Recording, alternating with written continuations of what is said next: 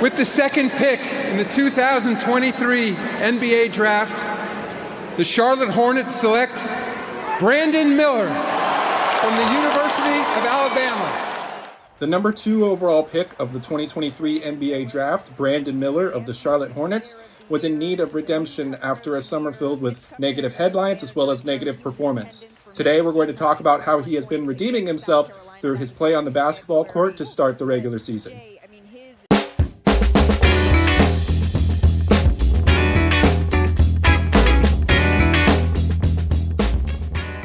Brandon Miller himself probably had a great summer. After all, he got drafted by an NBA team, which is the dream for pretty much anybody listening to this video. But from a fan's perspective, he endured some negative attention. Brandon Miller came into the NBA draft representing the best talent from the NCAA for this draft class.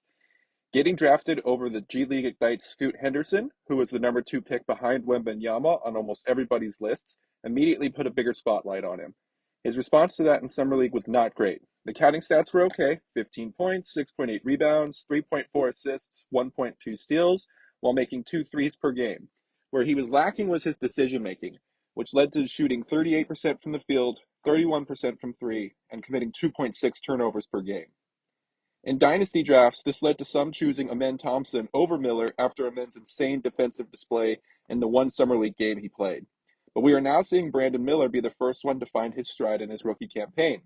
Taking a look after 3 games, the decision-making has improved, and he's damn near being in the 50-40-90 club, just missing out on 50% field goal by 0.3. This has seen the scoring stats improve to 17.3 points and 2.3 three-pointers per game, while cutting the turnovers in half to 1.3 per game. He's playing 31.4 minutes per night, but is being asked to do a lot less, now being surrounded by veteran NBA players instead of Summer League players and whatever Kai Jones is. Scoring in threes was Miller's primary selling point. However, we do want to see a little more progress in his counting stats. The 6 rebounds feels like a range Miller should normally be at throughout his early career.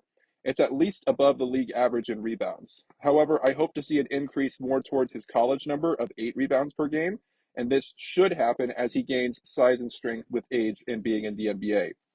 Being that Miller is primarily a 3-and-D prospect, we're not expecting the assists to jump just yet. There are plenty of NBA players that have less than 2 assists per game, and will likely be a couple seasons before Miller starts getting respectable assists. Miller's assists are right on par to what they were at Alabama. The increase in assists in Summer League was surely because Miller was basically all on his own with that squad. What is lacking that we hope to see increase is defense. Miller had 0.9 steals and 0.9 blocks in college per game, just about making him a 1-1 player. 0.7 blocks per game so far in the NBA is not bad for his position, but the steals are almost non-existent at 0.3. If he can increase his steals output, the 9 category rankings are absolutely going to adore him due to his good percentages, good scoring, decent defense, and low turnovers. Now time for the elephant in the room: the return of Miles Bridges from suspension.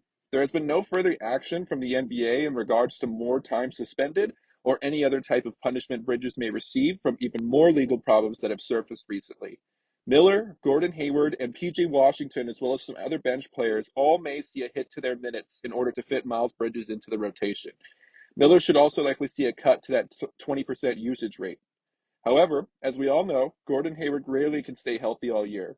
So even if Bridges is allowed to return, which is still not a guarantee, there will still be games where Miller will shine due to a primary rotation player being out. At full strengths, the Hornets could potentially play an 8-man rotation, with Miller and Washington or Hayward being the first 2 players off of the bench. Names like JT Thor, Nick Richards, and Theo Maledon all have some minutes to share once the Hornets are back to full strength, as they have all been playing over 15 minutes per night. I, for one, am excited to see Miller doing so well. This role has been good for him as he gets his start in the league and still allows him to have some scoring freedom, which is crazy to see for a rookie under Coach Clifford. Keep in mind what I said earlier. It's been 3 games, but hey, you probably weren't sold on him after Summer League, and that was 5 games. Congrats to the dynasty managers that got him at a good price following his Summer League performance.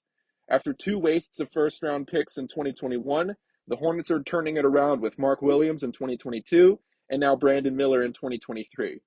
Anyways, I hope you enjoyed the video. Please be sure to like, share, and subscribe, and I'll see you in the next video.